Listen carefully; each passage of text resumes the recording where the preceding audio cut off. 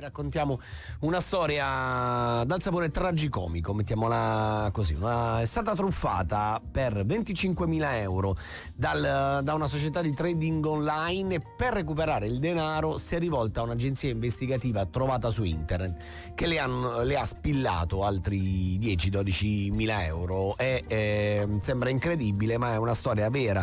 Accaduto a una donna di 70 anni della provincia di Taranto. Complessivamente le è stata sottratta la somma di 35.000 euro. La prima, l'idea chiara, la solita telefonata di un call center che ti invitava a investire sul trading online. La donna ha accettato, ha investito 25.000 euro. All'inizio ha cominciato ad avere gli screenshot del suo conto che saliva o scendeva a seconda delle fluttuazioni del mercato, e fino a quando poi ha chiesto di riavere i soldi.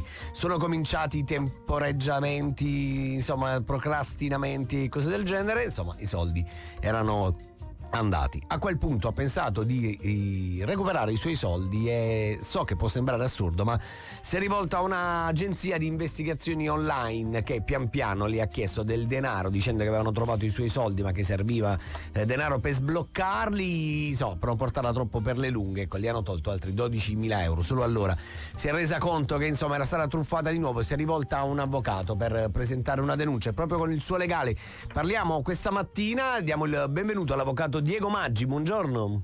Buongiorno a tutti, eccoci. Avvocato, allora, che possibilità ci sono di recuperare soldi o individuare responsabili? Realisticamente le possibilità sono molto poche, perché di solito queste somme vengono subito stornate su conti che non fanno parte di circuiti bancari propriamente nostri, sicché stiamo parlando di paradisi fiscali o giù di lì, e quindi realisticamente ci sono poche possibilità, diciamo così. Ciò non toglie che ovviamente quando si subisce un tipo di truffa del genere conviene comunque rivolgersi subito a chi di dovere e non provare in maniera del tutto autonoma e sconsiderata, aggiungo, a recuperare per le vie brevi, diciamo così. Il danno penso che sia anche nelle cose che poi a un certo punto, adesso magari chi ci sta ascoltando, avvocato, dica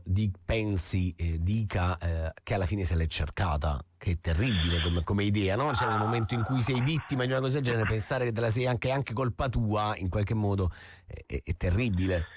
È anche colpa tua, è un ragionamento che di primo impatto viene da fare. In realtà la seconda truffa, secondo me, rappresenta proprio l'essenza stessa di questo tipo di truffe, nel senso che chi commette questo tipo di crimini gioca molto sull'aspetto emotivo, sull'aspetto psicologico. A questa donna è stato fatto credere in maniera piuttosto realistica di poter davvero recuperare la somma persa con la prima truffa. Teniamo conto che con le tecnologie attuali questa è gente in grado di riprodurre documenti bancari, di riprodurre voci, di riprodurre volti, di riprodurre estratti conti di banche, anche di Cipro, di Malta, delle Mauritius, certo, con dei documenti apparentemente veri. Quindi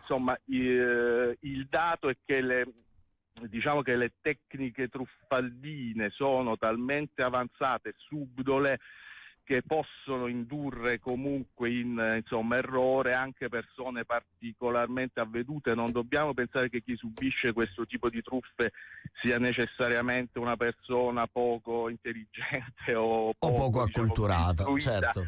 Ripeto, le tecniche attuali sono talmente insidiose che veramente ci può cascare chiunque. Quindi anche per questo, rivolgetevi a un avvocato di fiducia, magari consigliato da qualcuno. Abbiate un essere umano davanti, un uomo, una donna a cui poter chiedere proprio i consigli e che magari goda di una credibilità che non è quella magari di un'agenzia online. Noi siamo in chiusura, quindi grazie all'avvocato Diego Maggi per essere stato con noi.